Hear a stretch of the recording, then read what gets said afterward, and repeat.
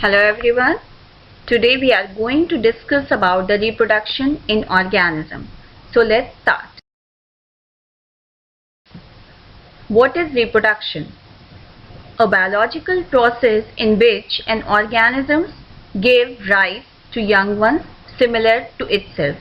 There are two types of reproduction: asexual reproduction and sexual reproduction. Now we have to discuss about the asexual reproduction. Modes of asexual reproductions are binary fission, budding, fragmentation, gemule reproduction, sporulation, and vegetative reproduction. Now we have to discuss about the binary fission. Binary fission means division in two halves. Binary means two and fission means division. In this process, the parental cell divides into two halves. Each half receives equal genetic material and is able to grow into a new individual. It may be simple, transverse, or longitudinal. Examples are amoeba, paramecium, and euglena. In this picture, you can see binary fission in amoeba. There is a one parental cell. In this parental cell, there is a one nucleus dividing into two halves, and this two halves improve into new individuals. Now we have to discuss about the vegetative reproduction in plants. Vegetative reproduction or propagation is an important mode of reproduction. These may be natural or artificial. Vegetative parts are those parts of a plant which can grow into a new plant. These parts are roots, stems, and leaves. Now we have to discuss about the sexual reproduction. Sexual reproduction is an important event which develops genetic variation. There are three phases in the life cycle of an organism. Number 1, pre-fertilization events.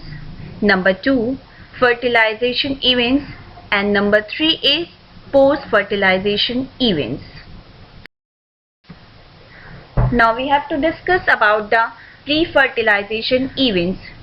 These events include formation of male and female gametes and their transfer for fertilization. There are two steps. One is gametogenesis and second is gamete transfer. So first we have to discuss about the gametogenesis. Formation of gametes is called gametogenesis. There are two types of gametes, male gametes and female gametes. Male gametes are known as sperms or anthrozoids. Female gametes are known as ovum or egg. Sperms in humans and anthrozoids in flowers. Formation of male gametes is called spermatogenesis and formation of female gametes is called oogenesis. Now second is gamete transfer. For gamete transfer, a medium is required. In algae, bryophytes and pteridophytes, water is the medium, and in plants, pollen grains are the medium. Transfer of pollen grains from anther to the stigma is known as pollination. It is of two types: self-pollination and cross-pollination. Now we have to discuss about the fertilization. In this event, the two types of gametes, these are male and female, unite with each other, subsequently leading to the formation of a diploid cell called zygote.